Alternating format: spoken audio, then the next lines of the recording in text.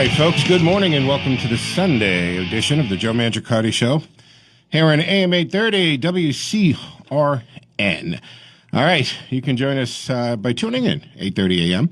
or affiliate in the western part of the state, AM 730 WACE. You can also listen to us on the TuneIn app. We're live streaming right now. Punch in WCRN, and you can take us anywhere on any of your devices.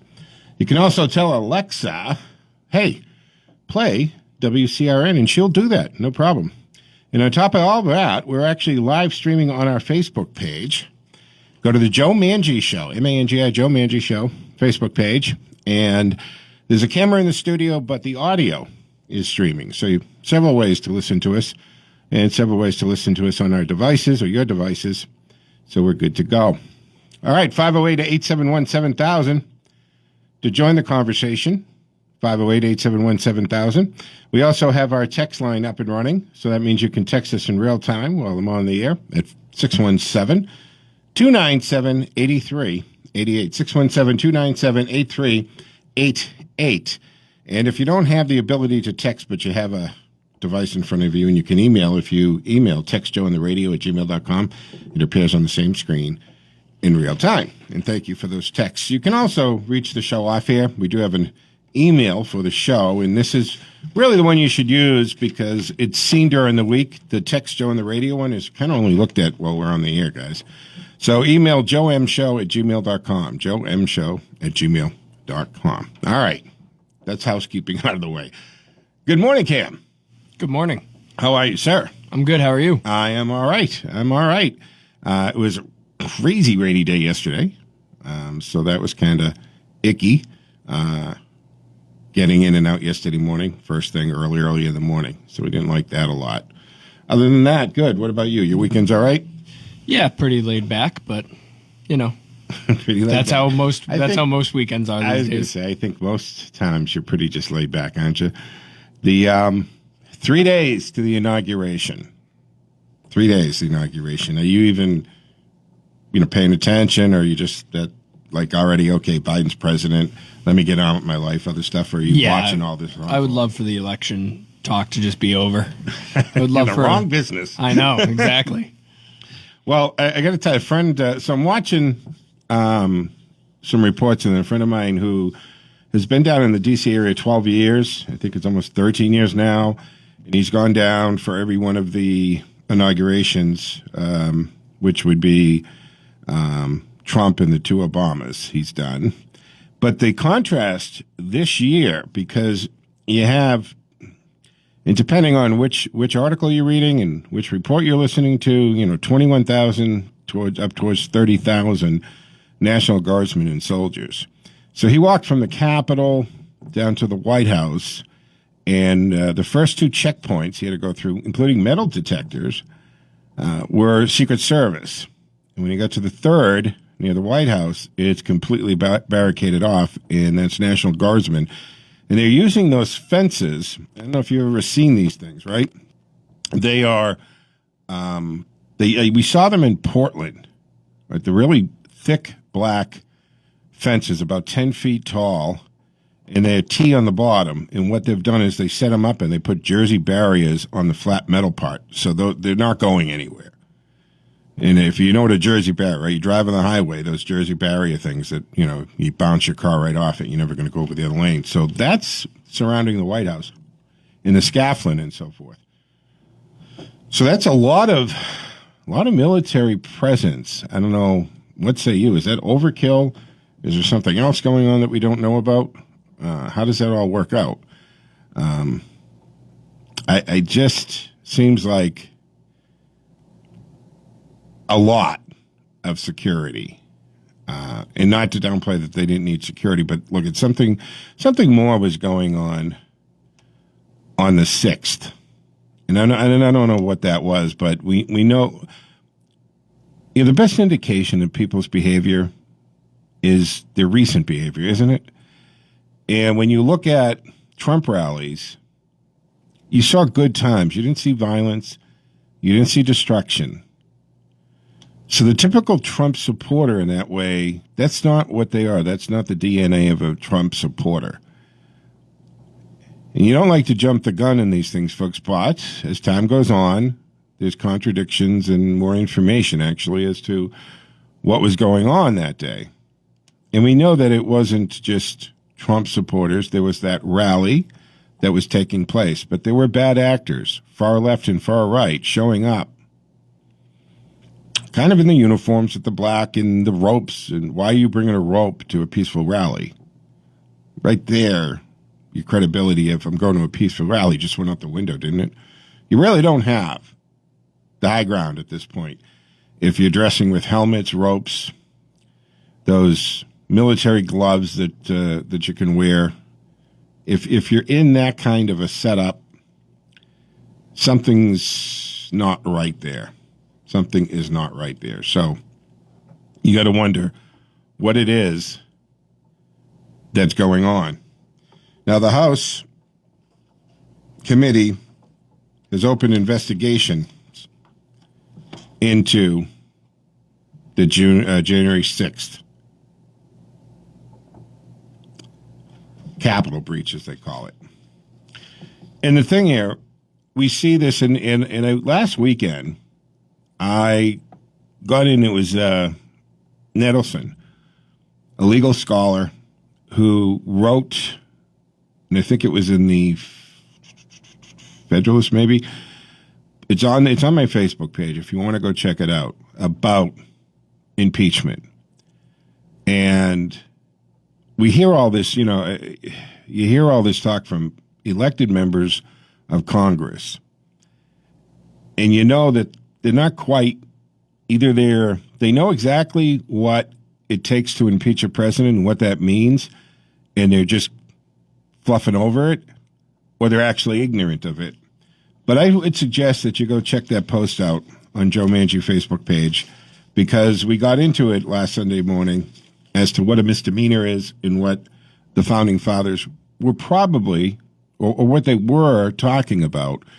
And Nettleson, goes to the language, the legal language, and the verbiage that was around in the 1800s, in the early 1900s, when this was early 1800s and late 1700s, 18th century, when they were talking, when they put this together and they put the Constitution and they talked about impeachments and what it is that they were looking at. And the major thing when it came to the president and vice president, barring serious crimes like treason and bribery and things of that nature, our founding fathers say you leave it up to the electorate for the next election. They'll vote them out or not. So that was very important. But they go ahead and they rush, right? The Democrats rush to this impeachment. And I've been talking about this for the last week, folks, right? The word impeachment, it's lost its meaning. It's lost its, prior to even Bill Clinton's impeachment, when you heard that word, I mean, as a young guy in school and learning civics and so forth, and impeachment, it was like, oh my goodness. And I remember when they started talking about impeaching Clinton. That was a big deal. It was a big deal, but it really wasn't a big deal, was it? It wasn't removed from office or anything. And now, when Donald Trump comes along and they're throwing the word impeachment around before the man is sworn into office, you know it right there. It set everything up for you. You knew what we were going to deal with for at least the next 4 years, which we did. That impeachment now didn't mean that the president committed a serious crime and disrespected the office and the country. It just meant he got biased and got elected. We don't like him. We don't want him in power, so we're going to remove him from power. Nothing to do with his actions. It's just we don't want him as president. So immediately, the weight of the word impeachment was lessened the moment some of these jamokes were talking about impeaching him and saying we have to impeach him. I don't want him to be president, so we have to impeach him. We'll figure out how. And they looked for every opportunity, and then they rushed to it. All right, they rushed to it. Look what happened. And it's going to be the same thing if they do this time around. I mean, when they impeached him last week, I barely batted an eyelash because they didn't have anything. For example, all right, what was the point? That he incited this riot. First of all, it doesn't rise to the level of insurrection. But it wasn't Donald Trump who incited anything. And by the way, not only did the Capitol Police, but the FBI and DHS all knew that bad actors were headed to D.C. on the 16th. The Washington Post wrote, and this is very telling, this is from the Washington Post. As of 5 January 2021, FBI Norfolk received information indicating calls for violence in response to unlawful lockdowns to begin on 6 January 2021 in Washington, D.C. The Situational Information Report says that an online thread discussed specific calls for violence to include, quote, be ready to fight. Congress needs to hear glass breaking, doors being kicked in. Go there ready for war. That was before the 6th and long before Donald Trump made any speech or talked about anything and where he told people to peacefully go home.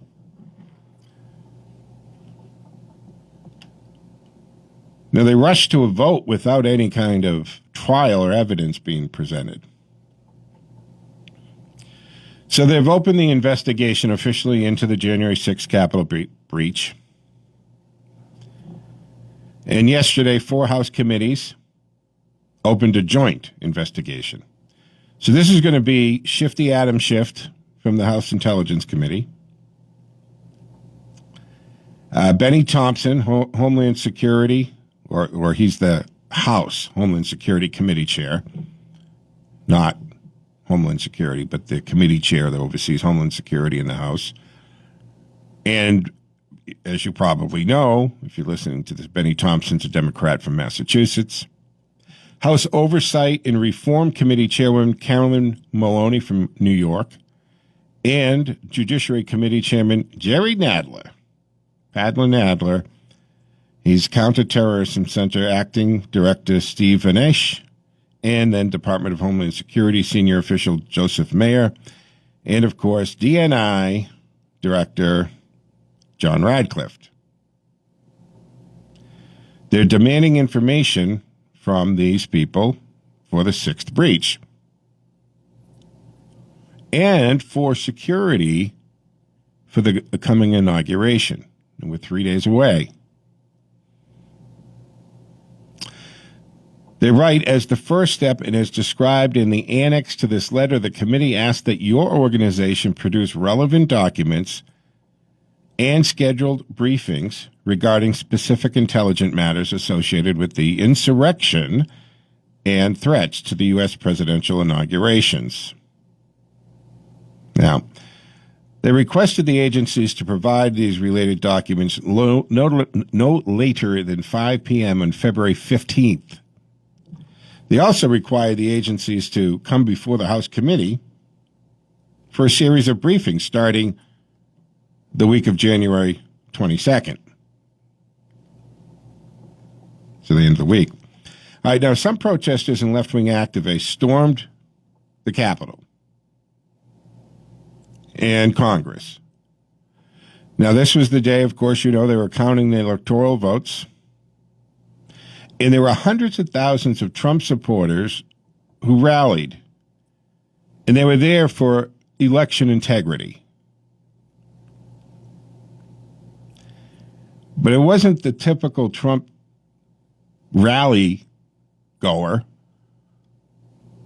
that was doing this. As a matter of fact, there's video of these middle-aged couples from all over the country who traveled to D.C.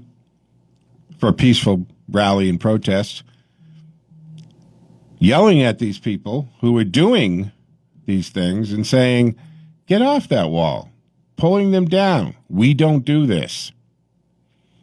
But those bad actors, both left and right wing, were there to cause the mayhem. What's the result? Ashley Babbitt, who happened to be a Trump supporter, she's shot dead by a U.S. Capitol police officer.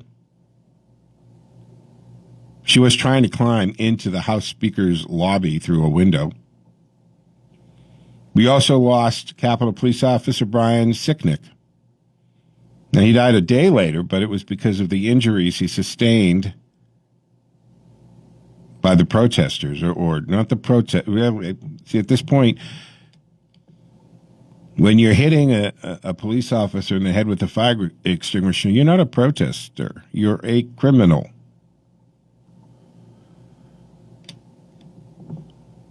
Now, they're officially saying that the injuries remain unknown, but his family, on the 8th, in a statement, said 3 other people died after the medical emergencies during the event.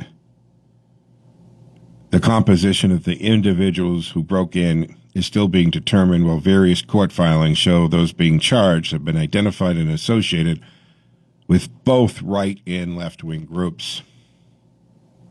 Now, the interesting thing is, when the analysis is made of the video and we look back at this, experts said that the military hand signals and the crowd control tactics appear to have been employed during the breach to agitate the protesters. So they're saying that people implanted into this rally were coordinating and agitating people that were there and moving them through the breach. Now, the head of the FBI Washington Field Office, Stephen D'Antano, he told reporters that the agency had received a lot of intelligence. I go back to the Washington Post article where they reported on this.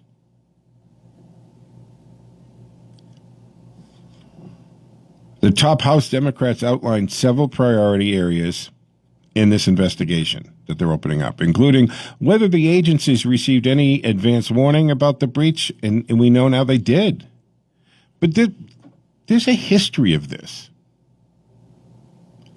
Right here in Boston, the Samara brothers, right?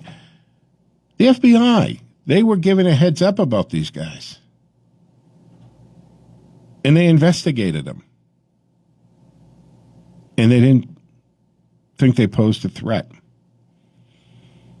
What about the Pulse shooting up, right? Pulse, remember? Again, the FBI was given a heads up about this guy. He made threats that he would have Al-Qaeda kill people's family. And then it turns out his father is on the FBI payroll. And they say, yeah, we investigated him and we determined he wasn't a threat.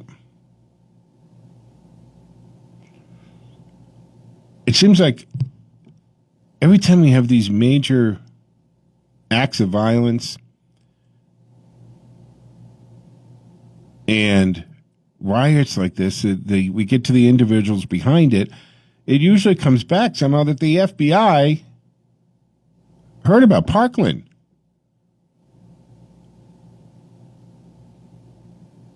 And here's a kid who wrote on social media, I am going to be a famous school shooter.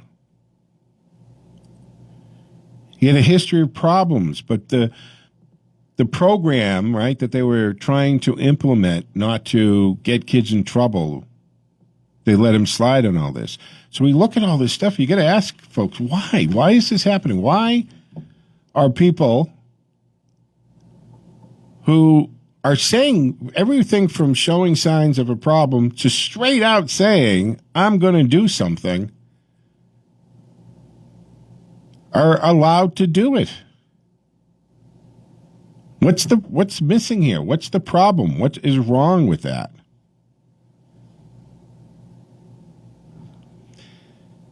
It's not a great thing to hear that. I mean, if you're the victim or the family member of one of these people who ends up seriously injured or murdered because of these people's actions, the bombings and the shootings and the riots, and you find out law enforcement had them on their radar, had been given indications that they were going to do something straight out, and nothing was done to stop them, Isn't that worse? Isn't it? That's insult to the injury. That's salt in the wound. Because now you're realizing this isn't a totally random event. They were warning signs. Somebody turned them in. And in some cases, the individuals themselves said, I'm going to do this.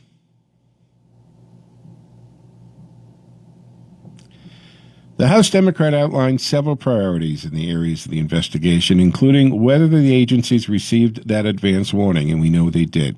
If there was foreign influence or misinformation efforts, whether any current or former government officials or security clearance holder participated in that breach, and details of the response of the agencies. Now, that's when we're going to find out, as we already have, did the FBI spokespeople say, yeah, that we got that notice, we heard that, I filed a report. You filed a report. Good for you. Nice job. The 4 committee leaders also want to know if there are any plans to prevent the travel of those who committed crimes, including any domestic violation extremists. Prevent the travel. That's interesting, because now does that mean, and we've already heard, right? Not from the far left, I mean from sitting members of Congress, that every Trump supporter in the 75 plus million people who voted for Trump should be considered a security threat and a domestic terrorist. Their words. So for all of you who have voted for Trump or had a Trump hat or sign or went to a rally, a lot of you listening to my voice right now have done that, including me. Are we going to be on watch lists? And our travel will be restricted within the United States? Now, on the Senate side, Chuck Schumer, Shifty Schumer, vowed to conduct a rigorous investigation of the breach. I wonder if it will be more rigorous than the Russian hoax collusion investigation, where he lied to the American people day after day that he saw the evidence and it mounted. And of course there was none, because there was no collusion.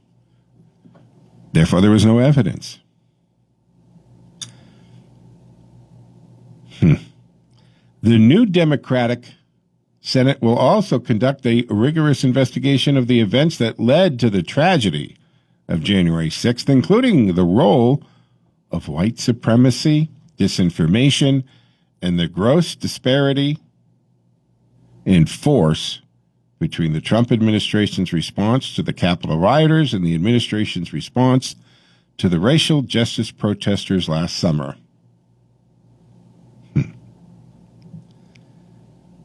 Careful about that, Shifty Shift. You want to open that can of worms? Let's look at people's response. Let's look at your outrage to January 6th and where you and your colleagues were while federal buildings were being attacked with incendiary devices. Still going on in Portland. You know, just because you're not seeing it on the mainstream media didn't mean it goes away. Right now, these past few days, they've still been doing it. They're still guarding the courthouse. Antifa members are still throwing Molotov cocktails, commercial-grade fireworks. That didn't stop. So look at the hypocrisy right here. He's talking about this, but he's not. What's your response all summer long to the summer of love and CHOP and Chaz? Get off your horse, dude. The Democratic Party maintains a majority in the House. They have a very thin majority in the Senate because of the Georgia election. But by no means was that a mandate. So that covers the House committee. Look, they opened up the investigation. They'll be going forward with it. I have more on the impeachment. But we're going to talk a little bit about some of this other hypocrisy that's going on from Ben Shapiro, right? He freaked a lot of people out because he filled in,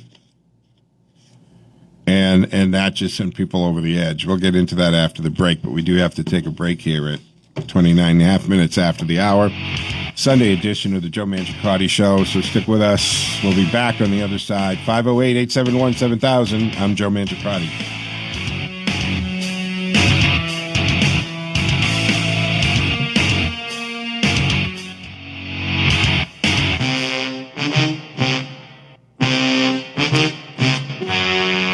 This is Sean Burke, president of the Licensed Private Detectives Association of Massachusetts, asking you to visit us at lpdam.org when you think you need a private investigator. Don't let your emotions negatively affect your future. Get your answers through a Massachusetts licensed private investigator. Get the facts without risking your credibility by unknowingly committing a criminal offense. You need a license to perform investigations in Massachusetts. What are some types of work that requires a license? Any type of surveillance, interviewing someone for a third party, background and asset checks are just a few examples. For more on this, visit us at lpdm.org and tune into AM 830 WCRN Sunday mornings at 7:30 for case files from the LPDM or anytime at lpdmcasefiles.com.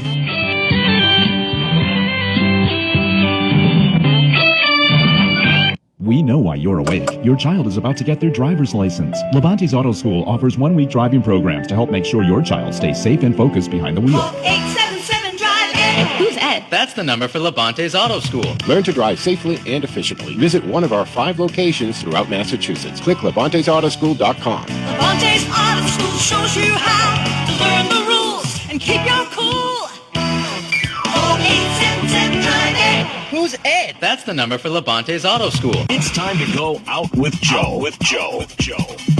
Welcome to this edition of Out with Joe. 2021 should be an interesting year. We're brought to you by Nothing Bun Cakes in White City Plaza in Shrewsbury. I'm Joe Mangiacotti. This week, we're going to take a look at what restaurants you need to pay attention to in 2021. See, traditionally at the end of the year, Restaurant Business publishes a sampling of emerging restaurants to watch in the new year. But 2020, of course, has not been like any other year. That's not saying there aren't concepts worth watching. As the pandemic does some Darwinian weeding out of restaurant business models, investors are still finding growth concepts to put their money behind. Fast casual chicken chain Starboard received a $4 million cash infusion in December to fuel its growth across California. And in November, 83-unit Torchy's Tacos completed a new funding round, and health-focused, value-minded Every Table closed on a $16 million investment deal. But here are some other hot topics, restaurant operators should be paying attention to in 2021. The vaccine distribution. The reasons to pay attention to this are really a no-brainer. The sooner vaccines become widely administered, the sooner life will return to some version of normal. Dine-in suspensions and capacity caps will ease. Consumers will regain confidence in on-premise dining, and most likely pent-up demand for restaurant hospitality and social gatherings will spark a major boom with the industries. We might even see another roaring 20s. Widespread vaccinations will likely have another ripple effect. Restaurants will likely return to having a deep well of teenage employees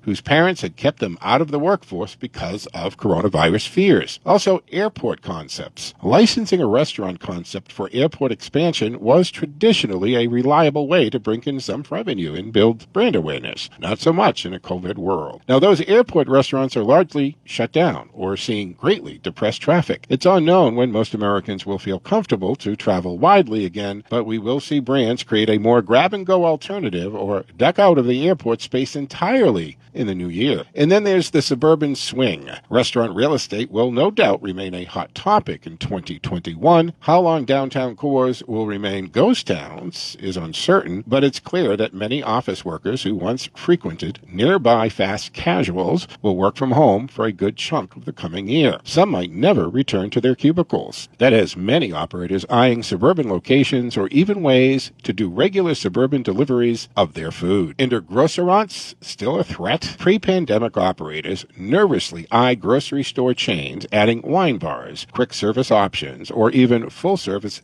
down concepts amid their shelves of cereal and walls of kale. Now, with consumers getting hooked on the convenience of grocery delivery, the relevance of those concepts, well, they're a little less certain. Mega retailer Kroger, however, did announce its entrance into the ghost kitchen space this fall, so perhaps the grocerant still looms as a threat. For more on this article, check out this post on OutWithJoe.com from Restaurant Business. We're still suspending the Music Minute for the time being for obvious reasons, but don't forget to support your local musicians. We do. For more on dining and entertainment, click OutWithJoe.com and follow us on social media at OutWithJoe. Out With Joe has been brought to you by Nothing Bun Cakes in White City Plaza in Shrewsbury, on Facebook at Nothing Bun Cakes Shrewsbury. The preceding program has been a production of Cameo Productions. Have you heard of the hottest new bakery around? I know you heard about it right here. My friend Al has opened Nothing Bundt Cake in the White City Plaza in Shrewsbury. Nothing Bundt Cake is a bakery chain and is locally owned and operated by my friend Al. They have bundt cakes ranging from bite-sized to tiered, plus platters, candles, and cards. For any occasion, function, or just to have around the house or office, stop by and check them out. Everything is baked from scratch and on site. Nothing beats a sweet surprise. And until you try one of Al's bundt cakes, you haven't tried a real bundt cake. Stop by and ask for Al. Tell him Joe told you to stop by. 98 Boston Turnpike, White City Plaza near Planet Fitness, Shrewsbury, and on Facebook as well, Nothing Bundt Cake Shrewsbury. To join the conversation, call 508-871-7000. That's 508-871-7000. Now, here's your host, Joe Mangiacotti.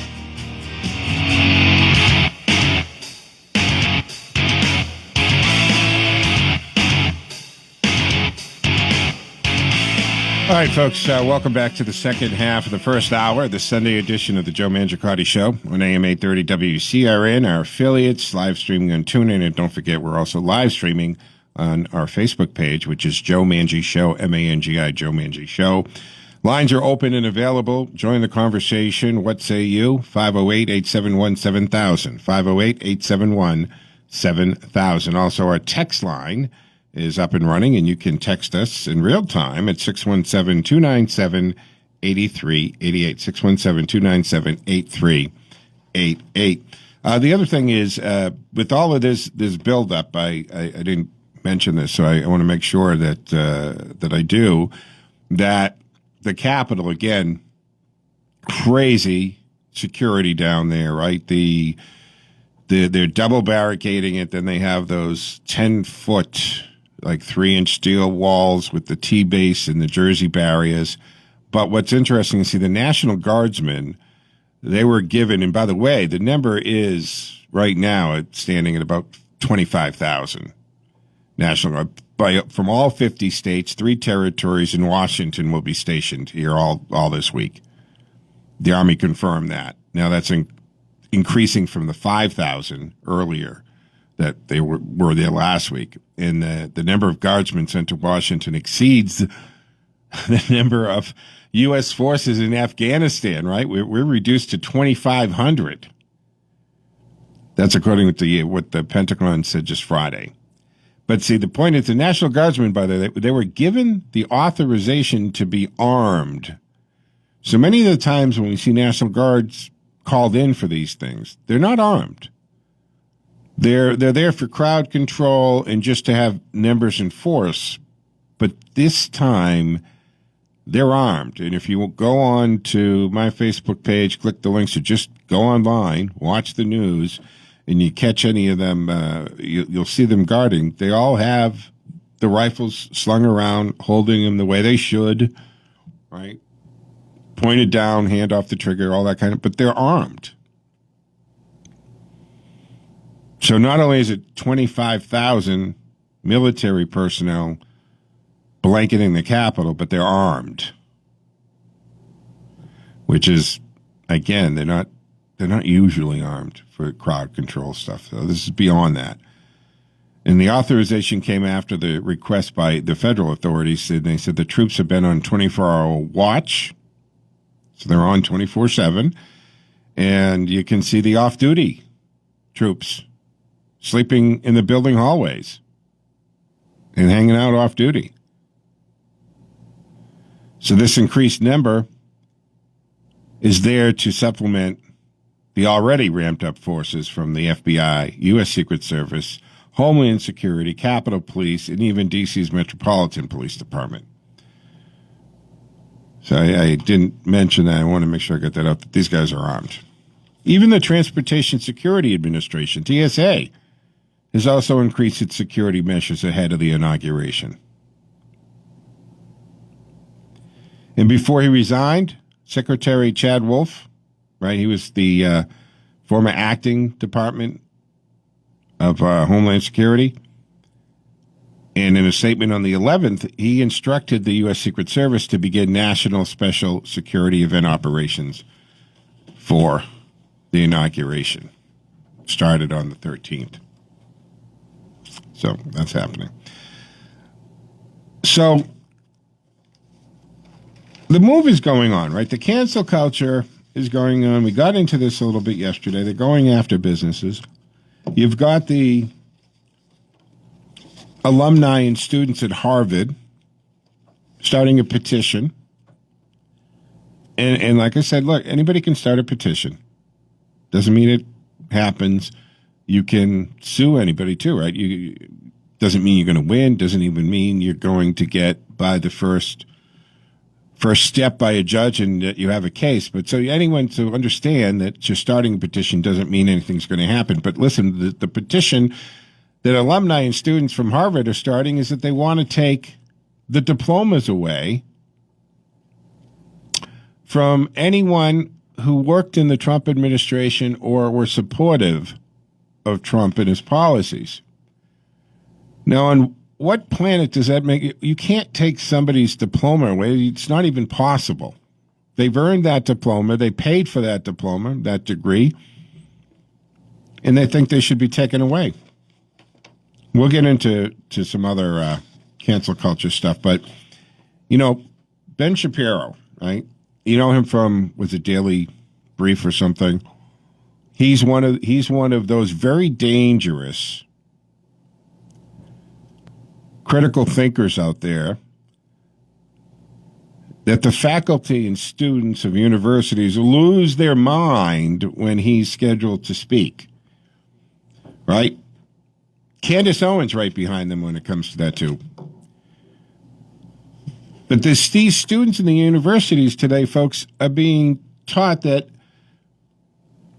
we don't invite conversation and debate, good discourse. No.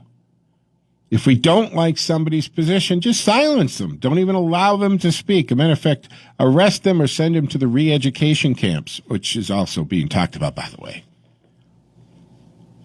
So Ben Shapiro is one of these guys that has constantly been picketed, assaulted, right? They need security to get him in and out of the building.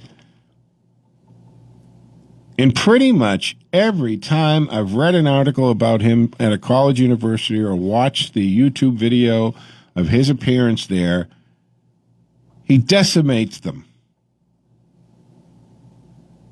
I mean, you've got students who would think they're going to take Ben Shapiro on. They show up with their little note cards or they're reading off their phone and they really think they've got him. But the problem is they haven't been taught critical thinking and they haven't been taught debate. They've just been taught this is how we think. And if someone doesn't agree with you, isn't part of this hive mentality, we just shut them down. You don't have to defend your position because you're right. You have the high ground. You're absolutely right. Anybody that doesn't agree with you, they're racist and bigoted and immoral. So you don't have to defend these positions because anyone who has any intelligence knows that they're correct. So we don't have to worry about that. So the political newsroom melted down into predictable chaos after Shapiro guest authored the Sacred Playbook newsletter. He did this this past Thursday. Now, he did it a day after the MSNBC host Chris Hayes did the same thing. But the online left used that juxtaposition to rail against both sides. They believe that they dominate the corporate press, which equates mainstream conservatives with mainstream progressives. Now, see, this, they say, is the root of the media's failure. Because Hayes may be an ideologue, but Shapiro, the argument goes, is a reckless, disseminator of bigotry and disinformation. See? Hayes is part of the hive mentality. He's on our side. So that's great. But we don't agree with Shapiro. So we got to call him names. He's a bigot. He's a liar. And we just got to silence him. We can't give him any platform. We can't listen to his points. And if you are so correct in your argument, do you not welcome anybody to discuss it with you? Because if you believe what you're saying and you're confident you're right, you can defend it. And you can explain it. When you refuse to allow anybody to discuss it with you, that immediately tells me you're not confident. You don't believe it. You can't. Otherwise, you'd not be threatened by any altering opinions. Now, it's true that conservative media is populated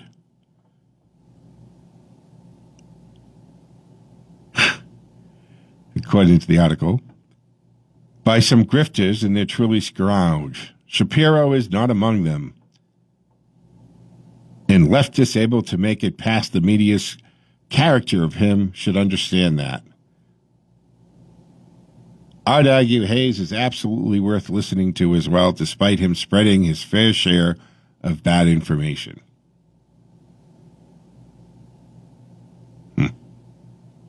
Now, it's natural, of course, for progressives to have an unfavorable perspective of Shapiro and a favorable one of Hayes. And when the corporate press is run by domineering millennial journalists who are absolutely convinced of the progressive or bigot binary, that's how you get the discord at Political. When decent people read coverage that implies they're bigots, well, that's how, according to Political, you get Donald Trump. And that's how people get radicalized. He goes on, he says, look, right, Ben Shapiro, my point, conservatives believe that the leftists want to that want to ostracize them as evil and then shut them down. And political staff say conservatives ought to be ostracized as evil and then shut down. Now, the Daily Beast published a story headline that says Matthew McConaughey keeps flirting with alt-right darlings, impugning the unusual, thoughtful actor because he sat down for an interview with Joe Rogan and Jordan Preston. See, and we've talked about this, right? The left isn't even protected by themselves. They'll eat themselves. They'll eat their own. Now, Matthew McConaughey, he's one of the beautiful people, right? He's a Hollywood elite. But he dared to sit with Joe Rogan and Jordan Peterson.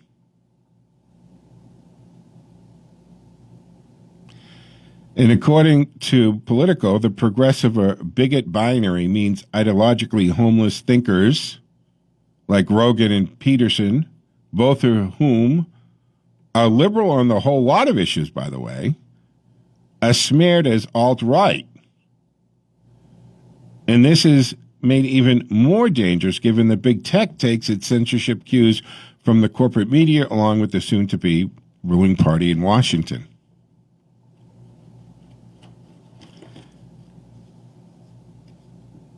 And the left's both sides media critique is extremely dangerous on both because it deeply flawed, because it's fashionable in corporate media circles.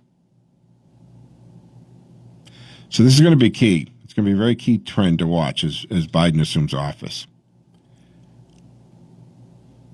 The corporate press should know, however, that by disenfranchising Shapiro, they're not disenfranchising the Nazi scum who actually despise him. They're disenfranchising a wide swath of the country. And that wide swath, lawmakers and that large swath of country is hearing all about it. It what makes the new crop of aggressive, unpolished Republican lawmakers attractive for some people. It's also what makes fringe voices attractive. Wow. It's been political. But Ben Shapiro gets this wherever he goes, doesn't he? And he often has a very coherent argument when he makes his points. I don't agree with everything he says, but he is a good orator and a great debater, and he makes his points. And it should be something that both left and right welcome. There was also, we're concerned about the way the states, right, have been shutting down, quarantining, these arbitrary rules. We don't know where they're coming from.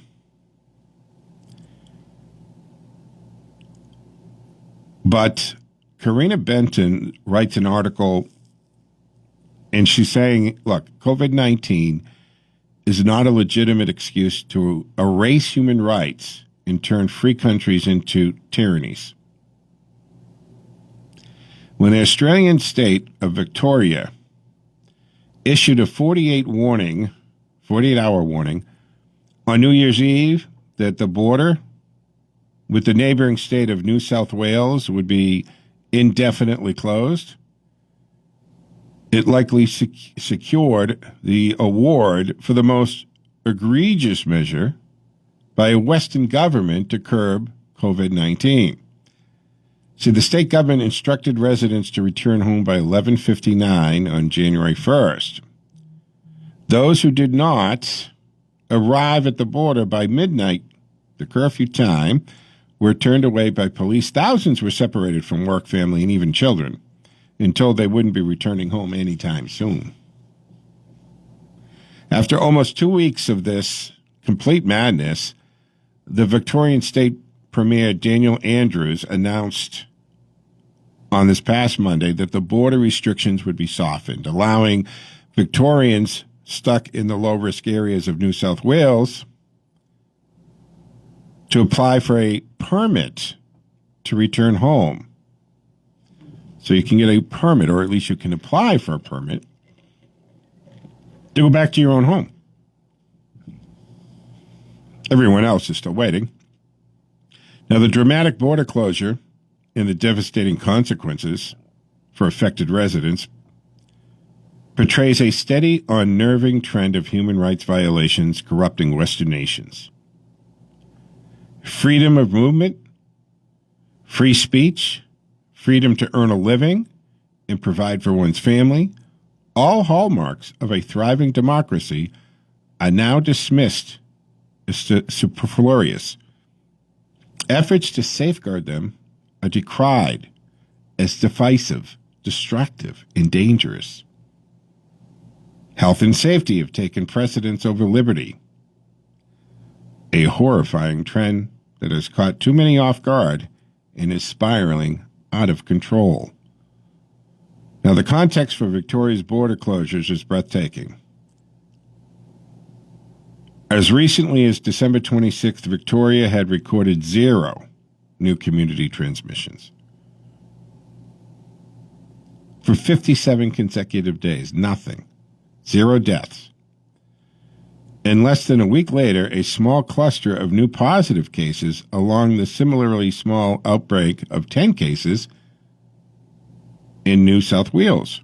It prompted Victoria's acting premier, Juanita Allen, at the peak of Australia's busy summer vacation period, to give residents holidaying outside of the state just the 48 hours to return home before the border closure went into force. So on January 1st, right, hours-long queues of vehicles formed at the border as more than 60,000 panicked Victorians rushed to reach the established checkpoints by midnight. Those who couldn't get back in time were simply shut out. You can't go home. No home for you. On Saturday, it was reported that Victoria recorded a whopping 0 new locally acquired cases for 3 consecutive days and 40 active cases in the entire state. So in New South Wales, only one of the 109 current cases is serious enough to even require hospitalization. Nevertheless, the Victorian government is defending its grossly disproportionate response and refusing to fully reopen the border anytime soon. Contrary to the prevailing narrative, Australia has implemented a mixed bag response to the pandemic, except for a border closure to international visitors and a required 2-week hotel quarantine for returning Australians. Decisions on how to manage the spread of the virus have been left to individual states. Hence, life for residents in New South Wales has largely returned to normal by June, estimated, while the experience in Victoria was vastly different. Victoria accounted for 90% of the nationwide 900-plus death toll, and local media attributed the disproportionately high share of cases to the state's government's scandalous mismanagement of the hotel quarantine scheme to begin with. Well, whatever the reason, Victorians were infected with 100 days of the harshest lockdown in the Western world, ending this last October. A nighttime curfew was imposed, along with a 1-hour limit on outdoor exercise, a ban on leaving home except for essential reasons, and from traveling more than 3 miles from home for any reason. Imagine if those being implemented here.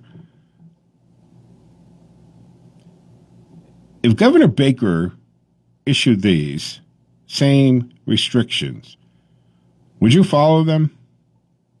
A nighttime curfew? Can't be out at night. Can only be outside for 1 hour of exercise. So if you jog or walk, play a whatever, ball or something. And then a total ban on leaving your home. And if you're stopped outside of your home, you have to have an essential reason. You go into the pharmacy, a doctor's appointment, maybe getting milk or bread or something. And then you can't travel more than 3 miles from your home for any reason. So you can only go to the corner store, I guess. Would you actually put up with that? What say you? 508-871-7000. Last July, when the daily cases in the state peaked around 700, there were reports of an outbreak in 9 low-income housing projects. The 3,000 residents were prohibited from leaving their apartments for any reason for 5 days. So they were placed under house arrest, basically. 5 days, can't even leave the house. Now, I'm going over this because this is a Western civilization. This is supposed to be on par with England and the United States. Now, we read the stories in Japan, in China, of families actually, the military bordering, sealing them into homes, bordering up the windows and doors and confining the homes with physical, bordering up the windows and doors. But this is a Western civilization. This is supposed to be on par with us. So 300 residents were prohibited from leaving their apartments for 5 days, house arrest, with police patrolling the entrances to the residences. And a pregnant woman who created an event on Facebook to protest these draconian lockdowns, she was arrested in her home in front of her children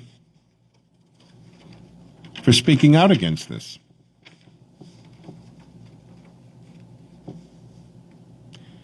Unbelievable. Border closures and lockdowns have been appalling consequences elsewhere in the country, too.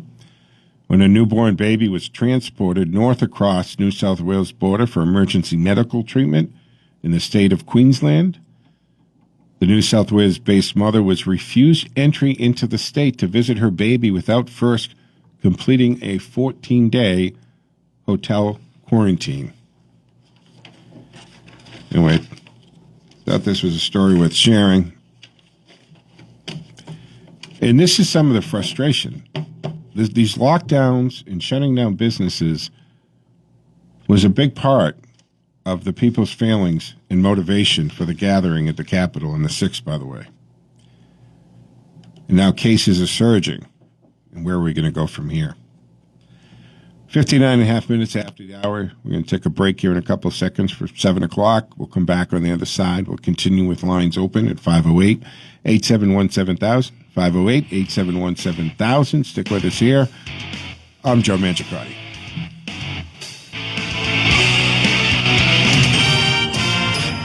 WACE Chicopee and WCRN Worcester. 7 o'clock. Hey, folks, Joe Mangiacotti from the Joe Mangiacotti Show on AM 830 WCRN. Reminding you, talk radio is the immune system to the partisan, bias, political rhetoric attacking us on a daily basis. Get inoculated. The Joe Mangiacotti Show is your vaccine. Join me weekend mornings, 6 to 8. I want to tell you what Cantiani Insurance has been able to do for me and Teddy. We stopped in to see Paul Sr. and the great staff at 318 Plantation Street. They've been handling my car and business insurance for years. Teddy was making his way around the office, and they let me know. They now offer pet insurance. For a fraction of what one visit to the vet was for Teddy, they could cover him for a whole year. I know you treat your furry family members like any other family member, and as well as I do Teddy. The professional staff at Cantiani's has been providing courteous service for over 40 years, with integrity and personalized service, making sure that your insurance actually protects you and your family. With 2 locations, the 318 Plantation Street in Worcester and East Douglas Insurance Agency, located at 306 Main Street in Douglas. For home, auto, business insurance, and now pet insurance, click CantianiAgency.com or call 508-791-2088. 508-791-2088.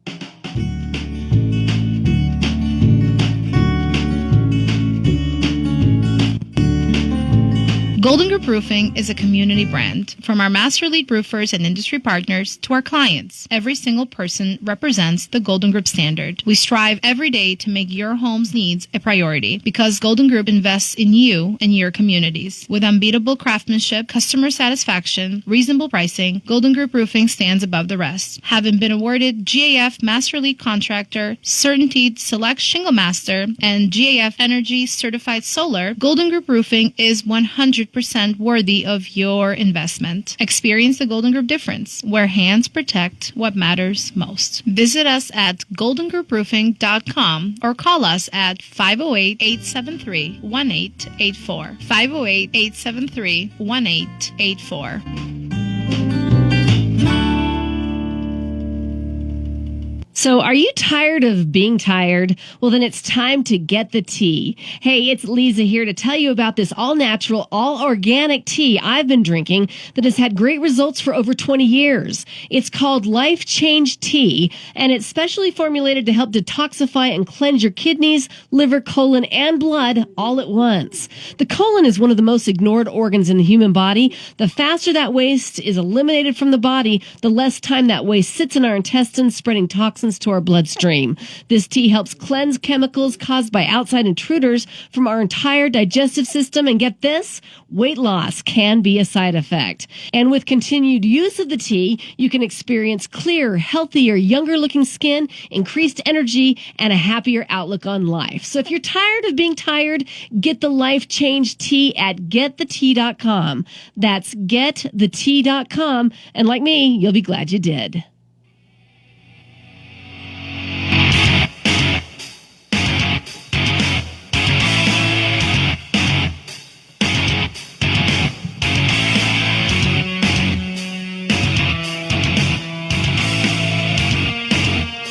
All right, folks, welcome back to Hour 2 of the Sunday edition of the Joe Mangiacotti Show here at AM 830, WCRN, as well as our affiliates. Don't forget, we're live streaming on the TuneIn app. So just punch in WCRN. Take us anywhere on any of your devices. We're also live streaming on our Facebook page, Joe Mangiacotti Show. That is actually a handle for all our social media platforms, MANGI, Joe Mangiacotti Show, right? Which would be Facebook, Twitter, Instagram, and Parler. Not that that matters. The fight continues. I don't know if I said this, 508-871-7000, folks. But the fight continues with Parler, right? So this handful of big tech oligarchs control all this information, and they act not as a platform and not even quite as a publisher. And they're not forced to choose because of the Section 230 is still there. And they say, well, we're private companies. We can do what we want. Oh, that's very frustrating. Can you? Is that true? I don't think so. Tell it to all the bars and restaurants that are closed. Private companies can do whatever they want. Then why aren't they opening? Obviously, they can't. But I maintain that these platforms, right? YouTube, Twitter, Facebook, Google, they're such large companies that have so much to do with our daily lives and how commerce takes place, and even governments run, that they need to be treated as a public utility, like we do with gas companies and electric companies, like we did with the railroads. They were private companies, but for the greater good and for the use, government said, no, there's got to be some restrictions. Over the years, there was talk about moving the internet under the authority of the FCC. That got poo-pooed a lot, including me. When I first heard that years ago, I didn't think it was a good idea, but I have to rethink that. There's got to be some kind of reasonable hand guiding this. But they say we can do what we want, build your own platform. So they do, right? Parler and some other chit-chats, and right, Silk and Diamond have something out there called chitchat.com, I think it is. And then they conspire together and shut them down. Bezos comes in, and I've talked about this before, folks, if you don't realize that on top of all the stuff you can go one click buy on Amazon, they have the AWS, Amazon Web Service. Amazon, the company Amazon, is responsible for a tremendous amount of internet servicing and cloud storage, which most e-commerce businesses run through in a lot of these sites. But what was interesting is it's spreading. Because here's a little story I think that slipped through the cracks. GoDaddy has gotten in on this. Now, there's no question what GoDaddy is. GoDaddy is absolutely a service that's a domain registration and hosting company. That's it. At no time have they ever been considered a publisher before. I have, I don't know, something like 35 or 40 domains registered through GoDaddy. And they took the unprecedented step the other day of pulling AR15.com. AR15.com is a gun manufacturing site and information site, not political, other than other than the Second Amendment.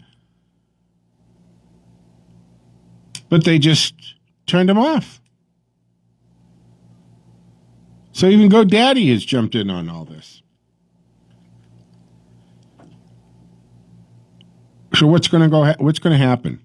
People like Don Jr. have appealed to Elon Musk because he even posted something critical about this, that it's not right.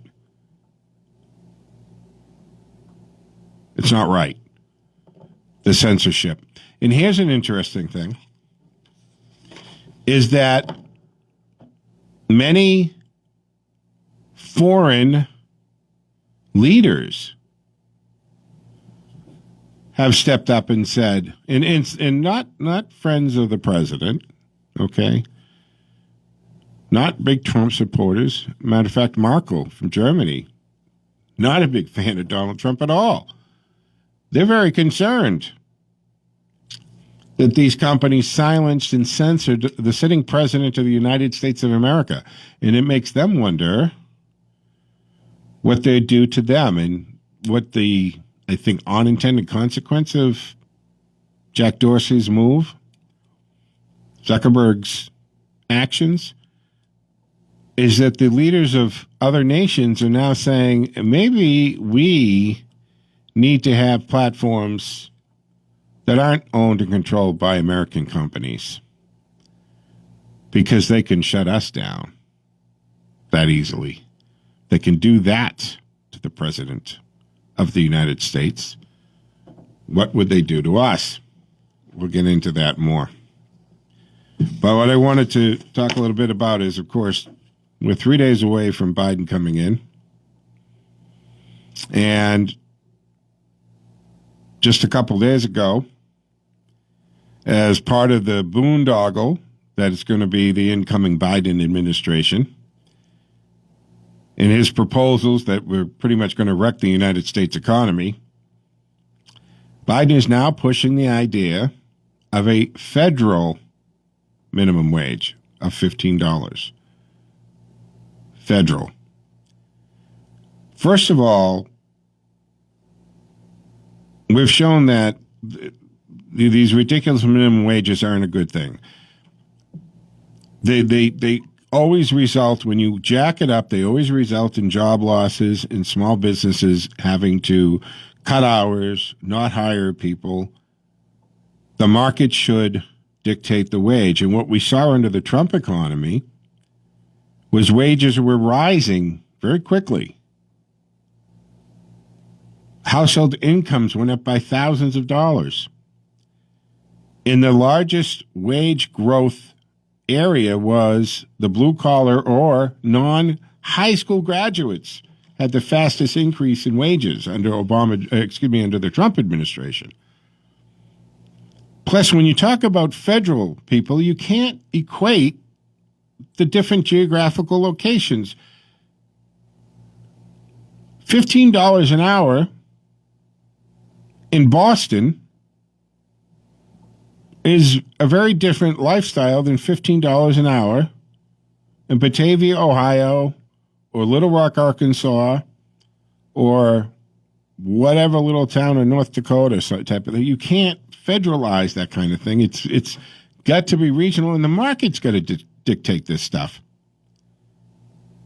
He says that there should be a national minimum wage of $15 an hour. Nobody working 40 hours a week should be living below the poverty line. That's his point. Now, a majority of the minimum wage positions are entry-level positions, right? They're your first job in high school, part-time job in college. And I know one can argue that when it was put in, it was supposed to be a living wage.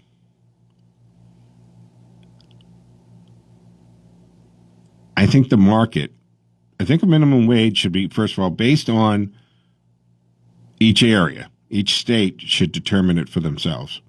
But it shouldn't be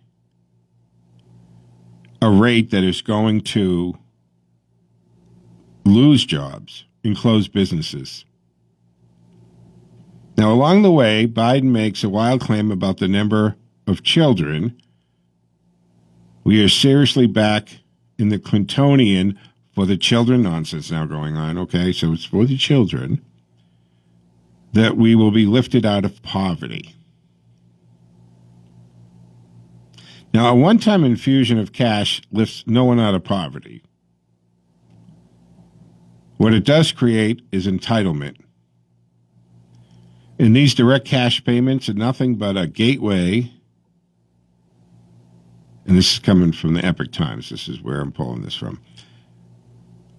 And this is, by the way, written Matt Slocum. So he's saying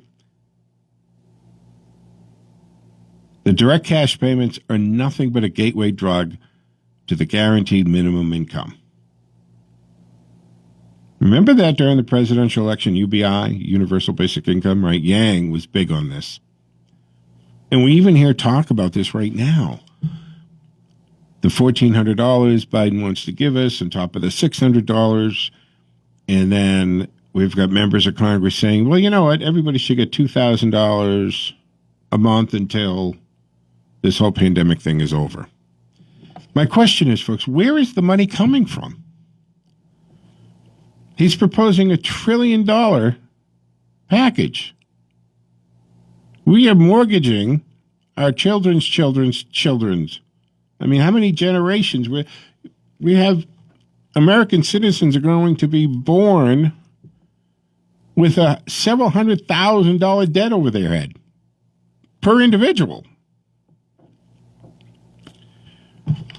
I mean, I remember years ago, it was like, oh, by the way, if everybody paid $38,000, we'd start at zero, right? Start all over again. And for some reason, that was a manageable thing, right? You mean if we all paid $38,000, we'd have no debt, no national debt, we could start all over again. That actually seemed something that we could work with. But when you're born, and each person, each new child born has a multi-$100,000 debt over their head because it's a national debt, that's crazy. Where's this money coming from? Joe Biden tells us nobody under $400,000 is going to get taxed, but he's going to roll back the Trump taxes, which right there is a lie about the taxes, because that means all the middle class and lower class are going to have a tax increase because you roll back the Trump tax breaks. The need for these payments could be mostly, if not wholly, obviated by pulling on our big boy panties and opening the economy back. Just open the economy back. Let businesses generate money. Let them pay employees who pay income taxes. And you know what they do? They buy cars and gas and food and clothing, and they go out, and there's a ripple effect in the economy and the money circulating again. But this would require moral courage, a commodity that has been in short supply for the past year and promises to become even more rare in the coming days, folks. Biden's rhetoric on the minimum wage is the same tired old pablum that the left has tried to cram down our throats for years, as we've been prodded increasingly.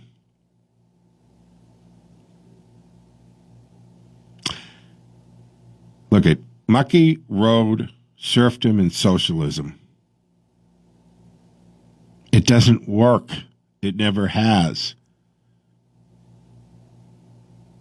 If you are not an entry-level employee and are working for minimum wage, maybe you're the problem and not the entire U.S. economy. The poverty line argument is one of those bureaucrats like to use because, see, they get to decide what that word means. The number itself is utterly meaningless as a living wage and poverty line because they're entirely different things depending on where you live.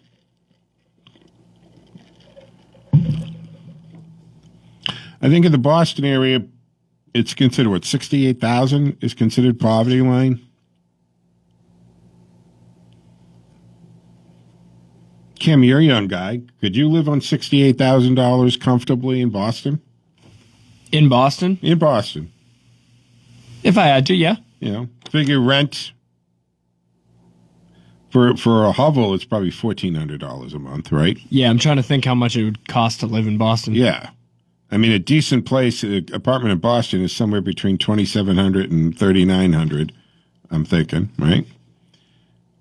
So depending where you live, but you take the $68,000 and I tell you to go live in Batavia, Ohio, or some, I don't know, pick Arkansas, North Dakota, even Maine, or parts of Vermont. Bet you there's some small towns in Vermont you could be very comfortable in $68,000. So these words, living wage, poverty line, they don't mean, see, the federal level, it doesn't work because it's all different. It's very different where you live. And I'm using that 68,000 Boston. It's just from an article I read a long time ago. That's what they called the poverty line in that article. And that was a few years ago. And so I'm sure it's 78 or 90. And anybody I know, any of my friends that are living in the proper Boston or Boston area are well into six figures income and they're struggling. So there's a mountain of evidence indicating that that raising all the minimum wage does is cause employers, particularly the small business people, not to hire, or they just use part-time employees. And while there are claims that there has been no impact in some locations, that does not imply that taking a local rule and making it national will have no consequences. As an economic plan and a means for helping people, it's juvenile and it will not work. As a political tool, though, see, it's golden. Years ago, the medical profession was the backbone of the Republican Party, according to the Journal of the American Medical Association. But that is no longer true. Between 1991 and 2012, the political alignment of U.S. physicians shifted from predominantly Republican towards the Democrats. The variable driving this change, including the increasing percentage of female physicians and the decreasing percentage of physicians in solo and small practices, are likely to drive further changes. The American Medical Association website has more details, by the way. The share of physicians who are owners fell by more than 7 percentage points in the 6 years between 2012 and 18. And data from the benchmark survey shows that during that 6-year span between 88 and 94, ownership fell 14.4 percentage points, from 72.1 in 88 to 57.7 in 94. At one time, a supermajority of doctors were also small businessmen, and that drove them to support the concept of free enterprise, right? And personal responsibility. Now a majority of employees of large corporations and their political focus has shifted towards the same government regulation and nanny state behavior that provides them a living.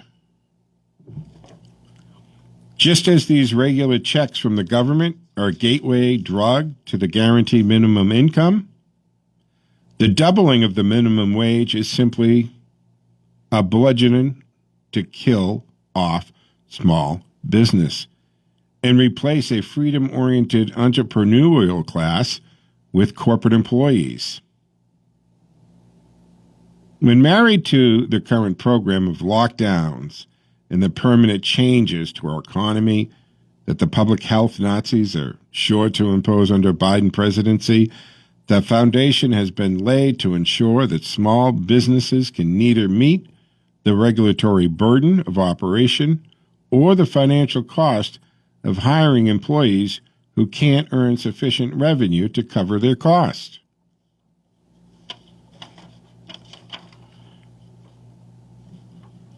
Joe Biden, this is not a smart idea.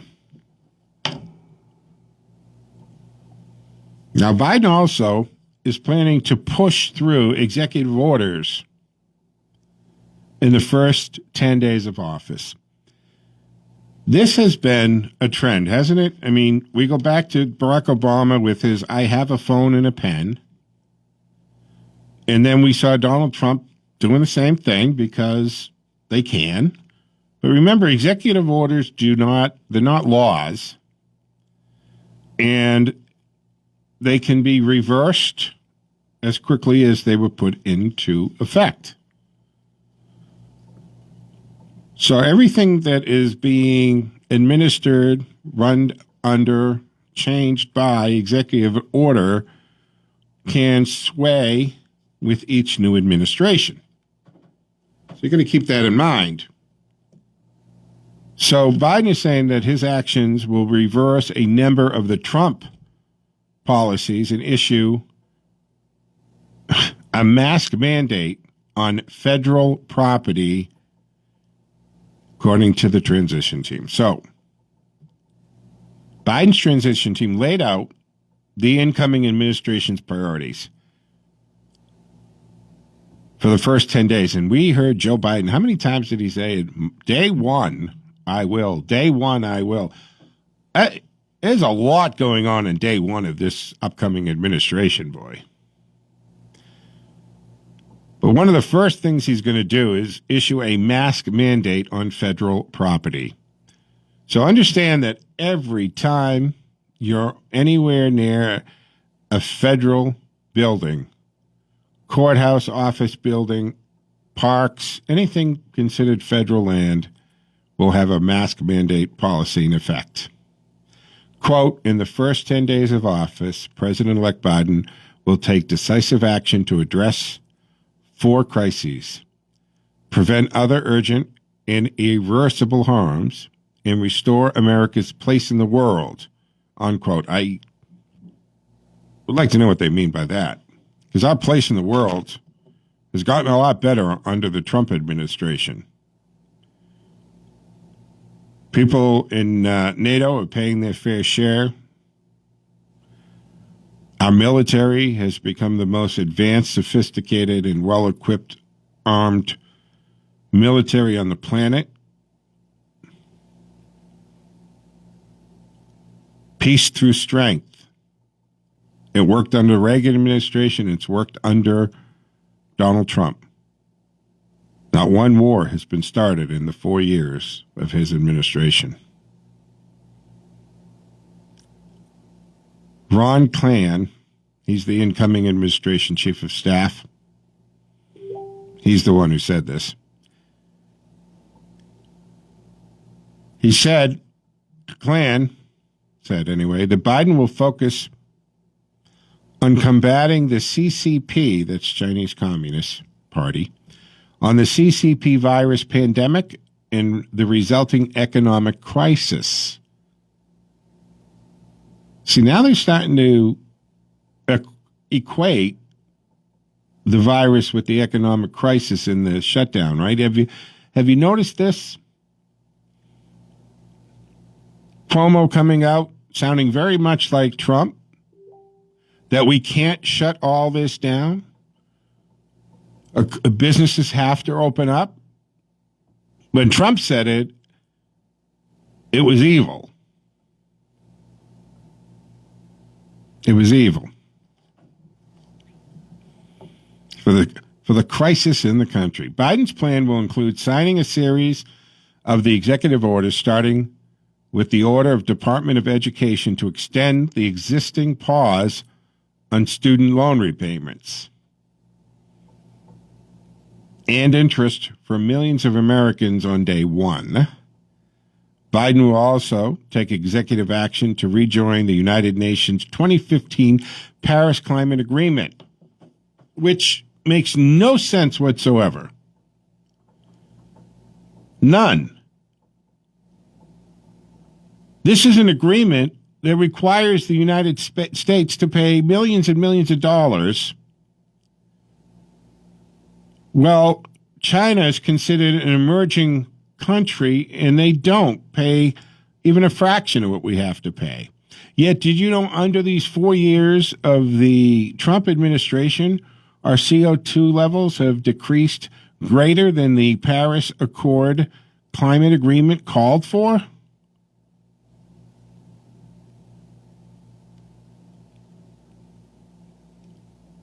We withdrew with that on November 4th, by the way. And he'll reverse a travel ban that limited entry to the United States of foreign nationals who are deemed a threat to America.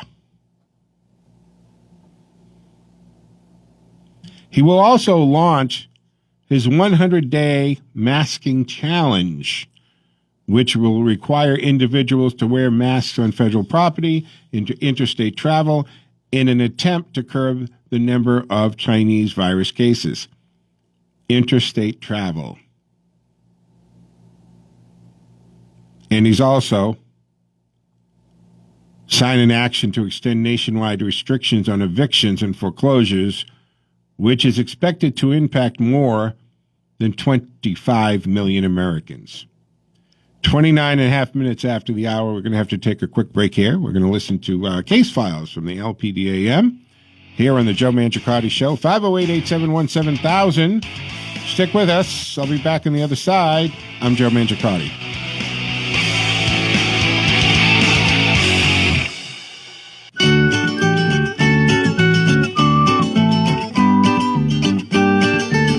This is Find a Forever Home for Teddy's Friends, brought to you by Cantiani Insurance Group with locations at 318 Plantation Street and East Douglas Insurance at 306 Main Street, Douglas, and anytime at CantianiAgency.com. This week's candidate comes from the Bay Path Humane Society. Marcy. Marcy is a 7-year-old, 2-month female mix. She certainly is a special girl and is looking for an experienced home. Marcy is a high-strung pup and she needs a family that can help her work through her anxieties. Marcy is looking for an owner with terrier experience and an adult-only home, too. See, she needs to be the only dog and she is looking to live in a quiet area. She would not do well in an apartment setting or a busy neighborhood. She is very dog selective and reactive, so needs a quiet space. A fenced yard would be a bonus. Once Marcy settles in, she is a sweet girl and loves her people. If you think you could be the family for Marcy, she's been waiting for you. Check out baypathhumane.org or complete details and link go to Teddy's Facebook page at Teddy Good Pup. Find a Forever Home is brought to you by the Cantiani Insurance Group with locations at 318 Plantation Street and East Douglas Insurance at 306 Main Street, Douglas, and anytime at 508-791-2088.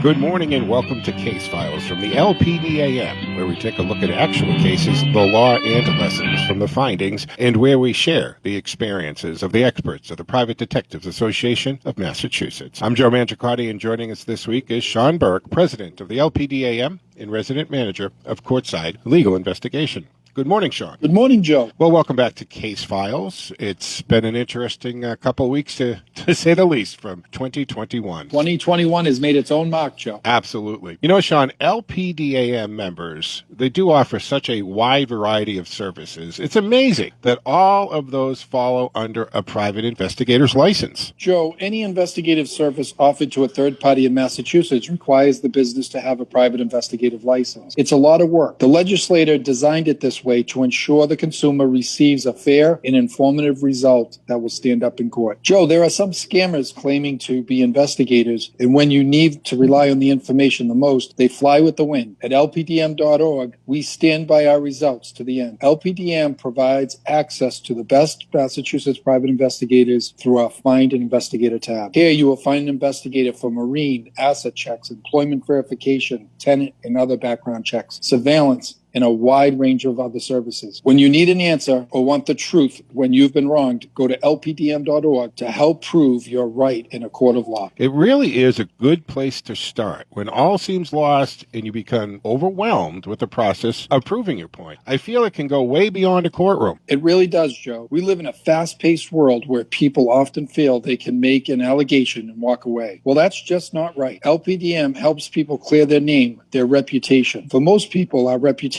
our word is important. When all goes bad, you can count on LPDM to get it right. Remember, you're in good hands with LPDM. Well, you certainly are. Sean, thanks for stopping by Case Files. Again, always interesting information. Thank you, Joe. Thank you for joining us for Case Files from the LPDAM. Join us here each week on WCRN 8:30 a.m. and online anytime at lpdamcasefiles.com. Visit us at lpdam.org, and you can find LPDAM on Facebook and Twitter at PINMass and anytime at 800-955-6274. For Sean Burke, I'm Joe Mangiacotti. Hi, I'm Joe Mangiacotti. You know me from my radio shows and on-air contributions. But beyond that, I'm the president and owner of a second-generation private investigation firm, CIS and Associates, based right here in Massachusetts. The security and investigation industry has changed in many ways my father didn't even imagine when he began the agency over 3 decades ago. Private security and private protection is the fastest-growing segment of the private security industry. Personal private protection is a multi-billion-dollar-a-year business. At CIS, we have a specialized sector, the Template Division. This is the department tasked with the security and protection of individuals, often in cooperation with government agencies. But we offer highly trained and experienced body people for executives, government officials, and their families. If you are in need of a highly specialized service, I'd encourage you to reach out to CIS and ask for the Template Division. You can call us directly at 508-296-5445, 508-296-5445, or email newenglandinvestigators@gmail.com. To join the conversation, call 508-871-7000. That's 508-871-7000. Now, here's your host, Joe Mangiacotti.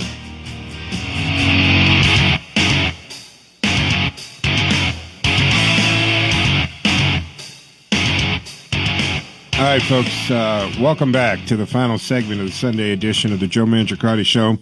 AM 830 WCRN, 508-871-7000 to join the conversation. That's 508-871-7000.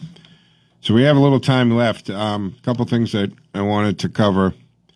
And during the break, I got sent by 3 different people, sent me a posting by a guy named Ron Thompson. Yeah. And I'll post it because he actually addresses, which is interesting, the whole Trump success versus the decorum. There's been hundreds of articles written about Trump, and this one seems to be very authentic. No matter your politics, you'll have a better understanding of Trump and his politics after you read it. So I'll post it and won't get into this on the air, but it is interesting because it does go through. So look for it on Joe Mangiacotti Show because it does go through. I mean, the Republicans have tried, right? Being cordial and crossing the aisle when you look at Mitt Romney and John McCain, George Bush, and none of that ever worked.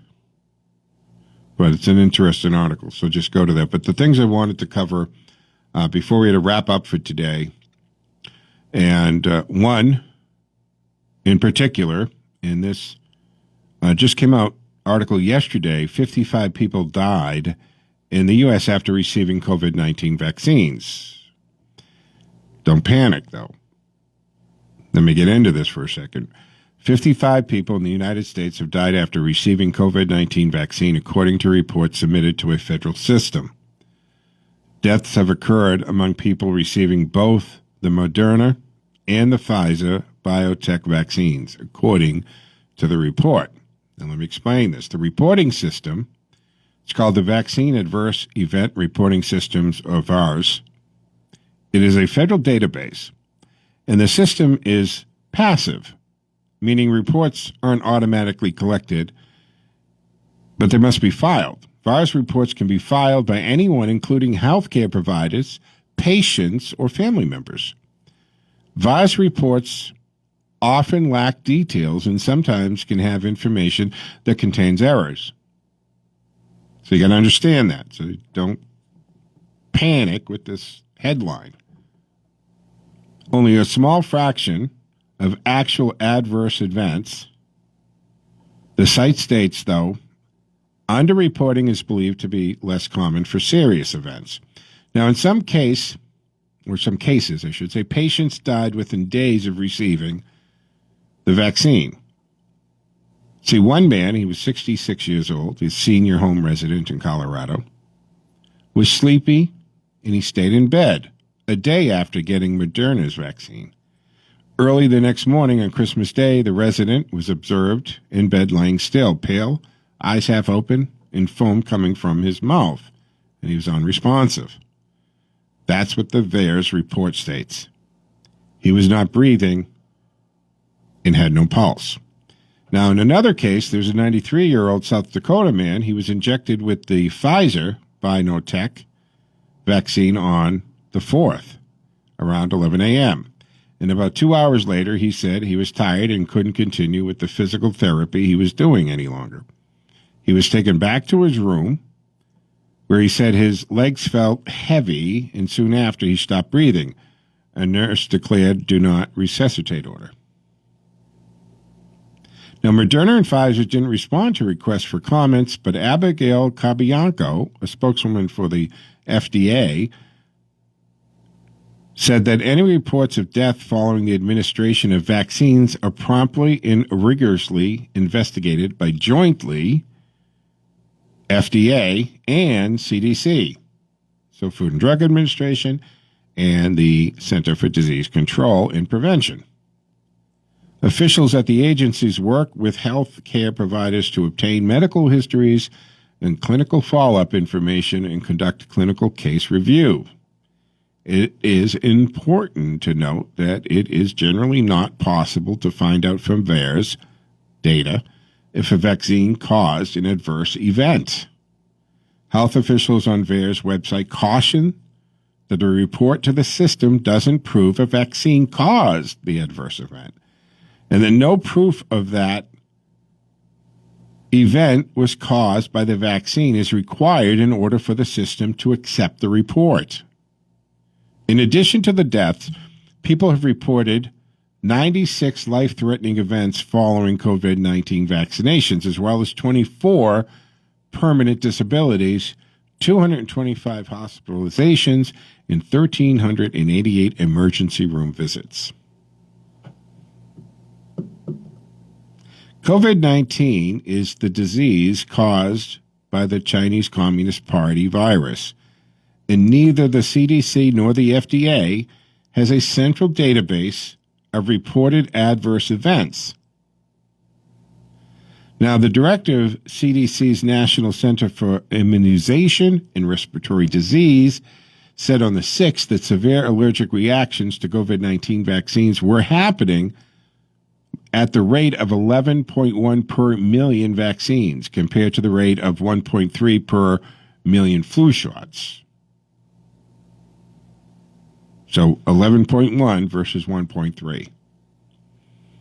And as of the 15th, 10.5 million Americans had received the vaccine. Federal health officials have said that the adverse events are being investigated, but the vaccines are still safe to get. The director went on to say these are safe and effective vaccines. We have a good data to show that. Now, one death following a vaccination attracted attention earlier in this week because Gregory Michael, he's a 56-year-old medical worker at Mount Sinai Medical Center in Miami, Florida. He was injected on the 18th of December, and 16 days later, he passed away. Michael's wife, Heidi Nickelman, said on Facebook that her husband was very healthy before being vaccinated. She said he was admitted to an intensive care unit with the diagnosis of acute idiopathic thrombotic purpura, a blood disorder caused by a reaction to the vaccine. He eventually passed away. Now, he wrote that he was a pro-vaccine advocate. That is why he got it himself. He said that he wrote this on his Facebook page, I believe that people should be aware that the side effects can happen, that it is not good for everyone, and in this case, destroyed a beautiful life. I said he, by the way, I'm sorry. The wife is writing this. I believe, so she goes on, destroyed a beautiful life, a perfect family. It has affected so many people in the community. Do not let this death be in vain. Please save more lives by making this information news.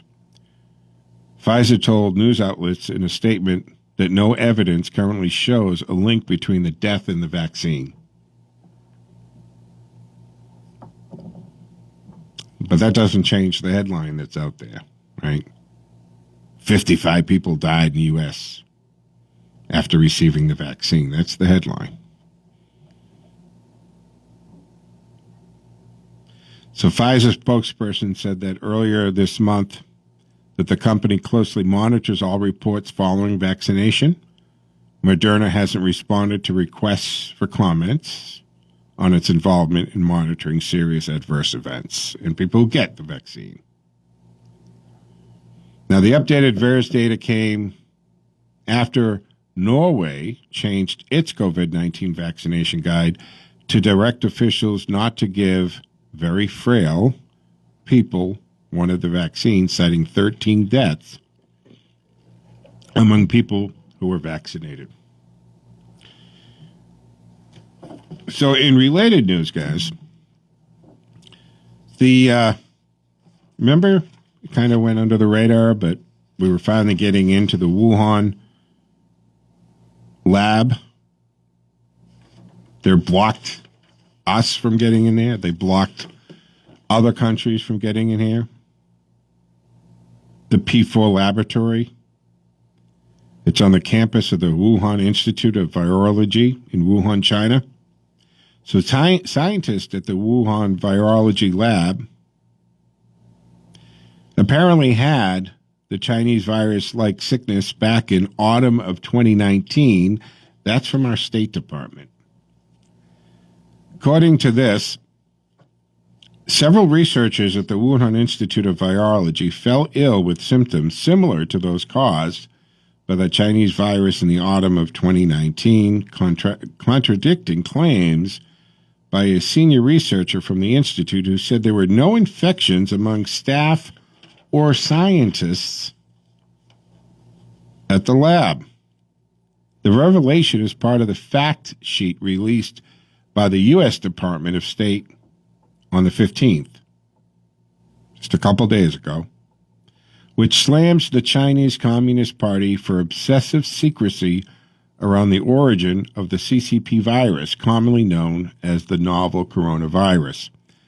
Now, the Chinese Center for Disease Control reported a cluster of pneumonia-like cases of unknown origin on December 21st of 19.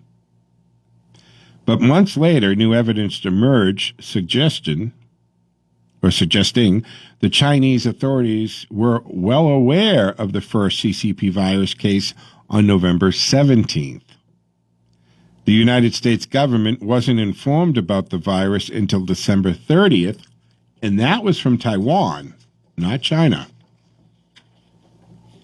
And little has been known about the first patients who caught the virus.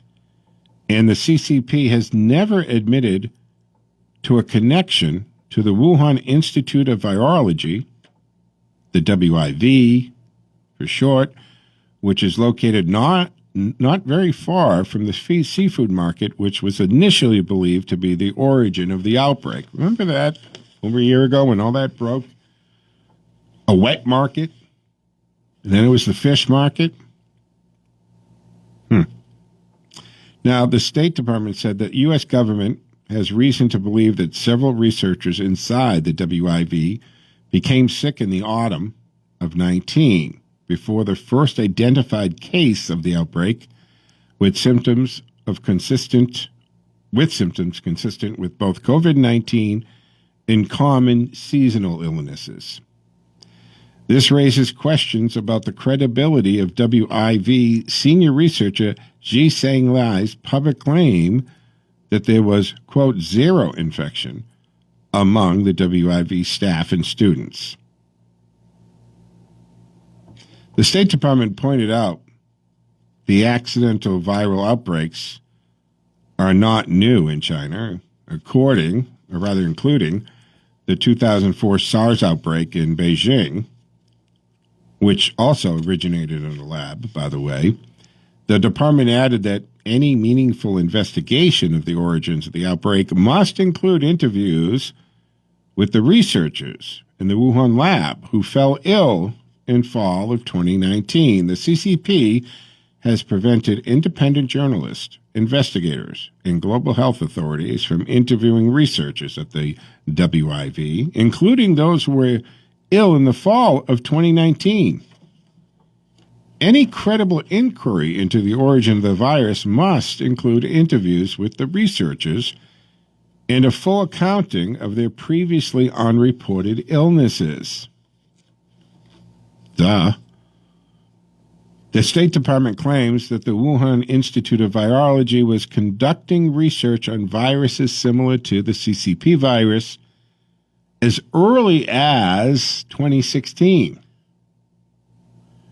The regime has been secretive about the research, and the State Department is demanding transparency. But we know this, folks, right? They were lying to us as a country. They were, well, we thought at first lying to WHO. But then, right, what happened? We later found out that the WHO was actually doing China's bidding. And that the director there was basically put in place, in power by China. I mean, they had false information up on their website for months. And they lied to us in the world about what it was and how it was contracted. WHO investigators must have access to the records of the WIV's work on bat and other coronaviruses before the COVID-19 outbreak. As part of a thorough inquiry, they must have a full accounting of the WIV altered and then removed online records of its work with other viruses. We know that.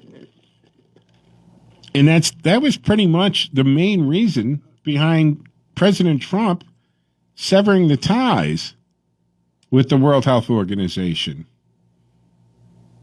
What was that contribution? $448 million? And China was like $48 million. But China was calling all the shots. The Wuhan Institute of Virology, despite claiming to be a civil institution, has worked on secret projects with the Chinese military, including classified animal experiments, as early as 2017. Our State Department has learned this. The United States and other donors who founded or collaborated on civilian research at the WIV have a right and obligation to determine whether any of the research funding was diverted to secret Chinese military projects at the WIV. And the Chinese Communist regime took more than 2 months to alarm the world about the outbreak of the China virus. The regime knew about human-to-human transmission in late 2019, but did not inform the world until January 20th. Right? Remember all that? And as it was just picking up, what was the distraction that was going on in the country at the time? The first impeachment of Donald Trump. So that's the latest. That just broke the story on the study. I mean, the State Department getting in there. Do you think for a moment they're being transparent with these finally letting the State Department in and our investigators in? I don't think so. And also, before we have to go up or close up for today, Lindsey Graham is talking about the Russian probe docs. Now, the thing about this is, right, what's the attack here? How are they handling this? They want to trickle this information out. They want to decimate it over time, a little here, a little there. So either we get tired of talking about it, or when you do go to talk about it, what's the response from the left? That's old news. Why are you still talking about that? Ignore it. Move on. That's how they want us to handle this. But no, we can't. They've done everything they can to slow the investigation into it, and files have disappeared, right? Files have disappeared. Documents have disappeared. Text messages and computers have been wiped clean. People on a regular and consistent basis have circumvented subpoenas and inquiries and investigations. President Trump just declassified a great number of documents. And he's got 3 more days, or 2.5, I guess, to continue to declassify information. So Graham, on Thursday, he released interviews, transcripts from an inquiry into the FBI Trump-Russia probe. We know this as Crossfire Hurricane, right? We all know the code name for it. Claiming the documents show incompetence and corruption at the heart of the investigation. Graham chairs the Senate Judiciary Committee. Now, he released hundreds of pages of transcripts from the committee's inquiry into the origins of Crossfire Hurricane, saying in the statement that he believes the effort, quote, was one of the most incompetent and corrupt investigations in the history of the FBI and DOJ.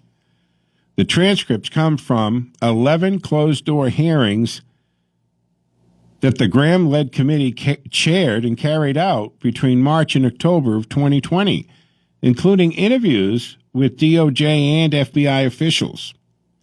And one of these transcripts relates to an interview with an unnamed FBI agent who once headed one of the FBI's field office investigations into Russian organized crime and later became British ex-spy Christopher Steele's primary contact and handler. The transcript, and don't forget, Christopher Steele is a foreign agent.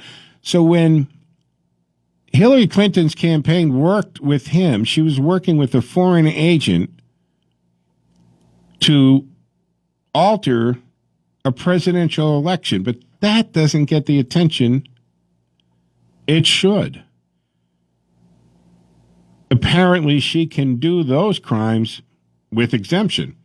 The transcript shows the agent believed that Steele's infamous dossier, right, the Steele dossier, which was paid for by Democratic National Committee and Hillary's campaign, was all political. And it has since come out that she concocted this whole thing to take attention away from her 33,000 emails and the crime she committed there. An FBI agent said when asked whether he believed the dossier was political in nature, his quote, I mean, it was obvious, unquote. It was completely obvious to all of us, whoever was involved in these conversations, what the purpose was of the information to be used by one political party or another, the agent said. He was asked whether concerns were raised about the dossier may have been tainted by Russian disinformation. He said, that's always a concern, particularly dealing in that universe, adding that he had no knowledge of how the Crossfire Hurricane team was corroborating the information in the dossier to begin with.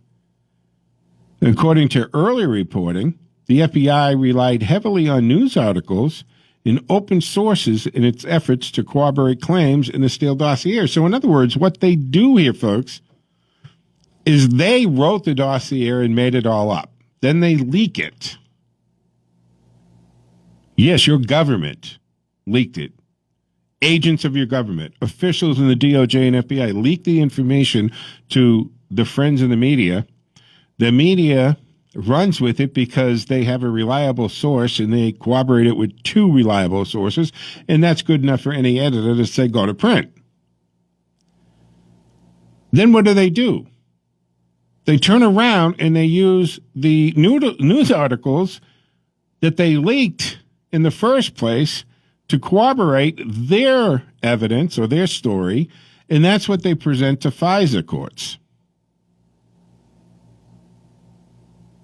Do you understand how this is going? How they do this? The agent insisted that in no way, shape, or form were any of his decisions relating to the Steele or the connections he made between Steele and the Crossfire Hurricane team political, adding that he had not seen any evidence that political bias impacted the Trump-Russia probe. Well, he said he couldn't speak to the purpose of the investigation He said he had seen no evidence suggesting that the Crossfire Hurricane investigation was part of a campaign to damage President Trump politically or that the FBI waged a coup against President Trump. All right, this is going to be on, because we're running out of time here, folks. This is going to be on my Facebook page. It's from the Epoch Times. The headline on this is Graham releases Russia probe docs, calls Crossfire Hurricane incompetent and corrupt. No kidding. So look for that article. It's worth the read and check it out. All right, folks, it's going to wrap up the Sunday edition and me for the weekend. I'll be back on Thursday with Jerry Doherty for Making Money Last as we do Political Thursday. And Jerry Doherty is on 11 to 12 noon, Monday through Friday. So tune into his show. Fantastic retirement prep type of show. It is absolutely must listen to radio. Follow us on our social media platforms at Joe Mangi Show, M-A-N-G-I, Joe Mangi Show. And don't forget, you can reach out to us off air at jmshow@gmail.com. I'm Joe Mangiacotti. Enjoy the rest of your weekend, folks. I'm Joe Mangiacotti.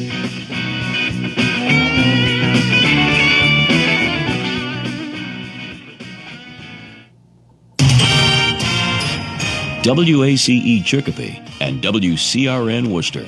8 o'clock.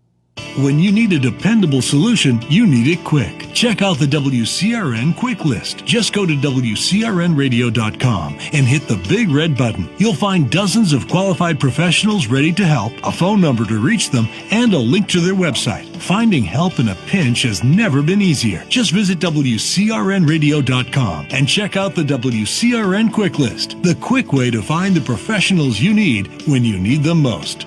Find reliable local professionals and services like the Mall of Whitney Field in Leominster with over 70 stores. If you're considering retirement, talk with Jerry Doherty at Boston Independence Group in Westboro. And if you need a limousine for that special night out, call AA Transportation in Shrewsbury. Don't spend precious time looking for someone to help you. Visit the WCRN Quick List at WCRNradio.com. Brought to you by Full Service Radio, AM 830 WCRN. You just may have the best podcast anywhere. Blah, blah, blah, blah, blah, blah, blah, blah. But who knows it exists? Hello? Get your podcast to broadcast on radio. Create a podcast. Improve your podcast sound with professional production and editing.